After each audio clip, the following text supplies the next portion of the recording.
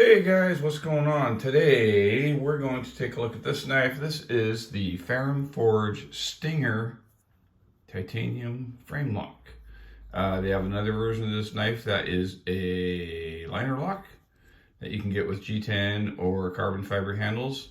And then they have this version. I have owned both versions. I got this version because I kind of thought the Framelock would be cooler. But to be honest, I kind of like, just right off the bat to tell you, I kind of like the liner lock a little better, but this is still a great knife and it's got some cool things. There's a disassembly video on it. You can go back and look at that if you want to see what's inside. So anyway, let's get started. Let's go. Let's open that baby up. And there we go. Let's do some quick size comparisons. Here it is next to a pop bottle cap. Here it is next to a CD.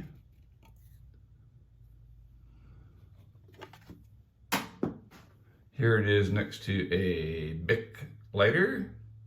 Even says Bic on it. And let's do some knife comparisons. Here it is to the Cold Steel 4 Max Scout, which as you can see is much bigger. And here it is next to the Cold Steel Tough Light, and you can tell the Tough Light is much smaller. And just to give you a look at something that's comparable to the same size, let's just go with, what should we do? Let's go with this one. This Biopera from Spyderco is actually a little bit smaller. Let's see, we can go with this guy right here. No, I don't want to do that one. That one's all dirty. Super well prepared for this video. Let's just go with the Wee Banner. A lot of people know that knife. There it is next to the Wee Banner. So, what do we got? We got a titanium frame lock, really simple build with bearings, Nitro V steel blade, deep carry flush mounted pocket clip, forward finger choil, finger flicking notch.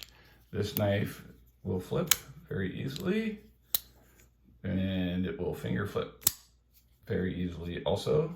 Got jimping on the blade, which is nice and functional. And like all Ferrum Forges, one of the things I really like about Ferrum Forge is everything is super nicely rounded and comfortable. Okay, let's do some sizes here. We have, what do we got here? We got a 3 3/16 inch blade with about a 2 3/4 inch cutting edge.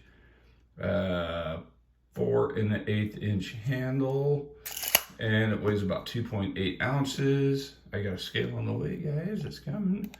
It's about 3/8 inch thick, which is really nice. And the blade stock is right about 3/32. So nice and thin, super thin, comes down to a really nice thin edge. Nitro V steel, if you don't know about it, is supposed to be very rust resistant, although I will show you on this knife right here that I got all kinds of patina and spotting and everything else on it. So I don't know if that one's going to do the same thing eventually.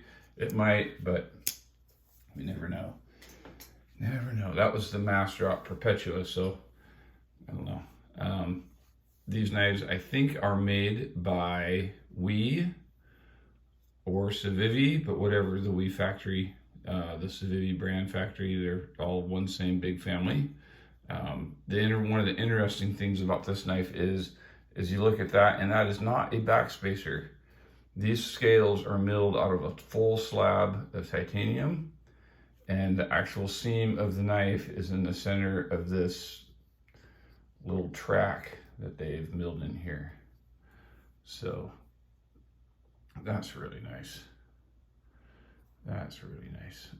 Otherwise, everything else, ceramic ball bearings, all your normal stuff. I think the price on these are going for about $185. which is really good for a titanium frame lock with nitro V steel. And like I said, there's just nothing to say about the ergonomics of a Ferrum forged knife. Super nice, super rounded, great in hand. Probably the one downside to this knife is I get a little bit of lock stick every single time, and that is with a stainless steel insert, but it still sticks just a little tiny bit every time. But that's okay, it's not enough to bother me, and it's not like enough that it hurts your finger. I do kind of wish they had they give you just barely enough access. A little more access would be nice. The blade is very thin behind the edge, so it's a great slicing tool. Forward finger choil is great. You can choke up on it. Like I said before, the jimping is really good.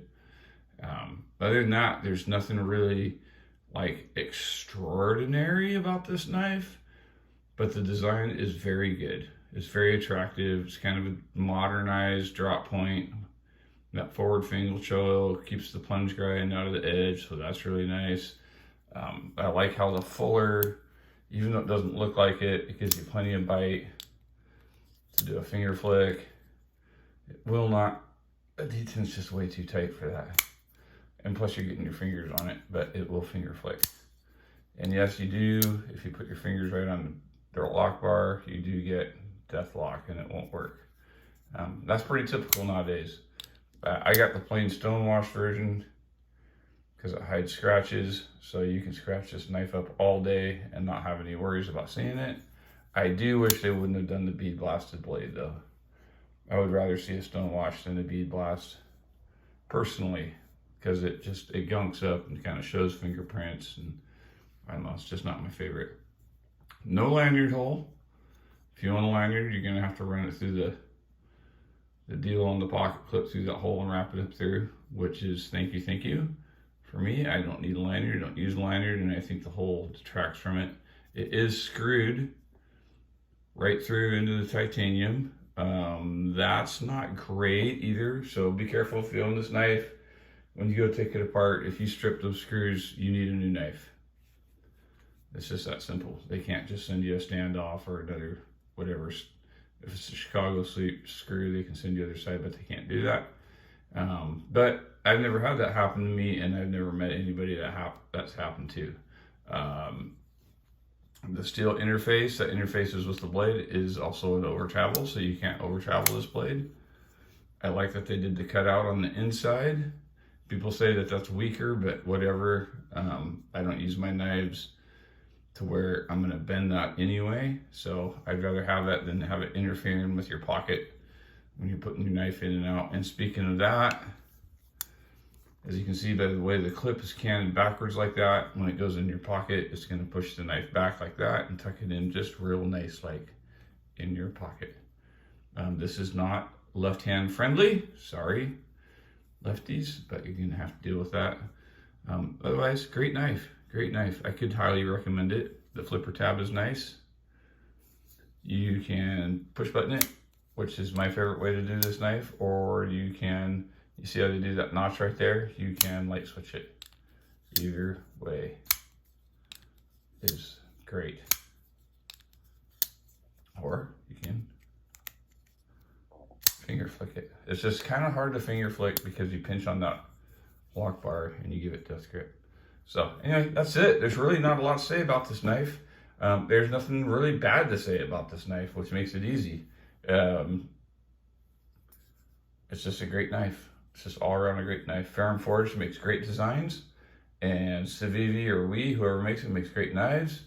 And so it's a great combination. You spend the money, you get a good deal, I think, in my opinion. So anyway, get your wife and kids, turn off the TV, get outside, enjoy the day. Toad sticker out.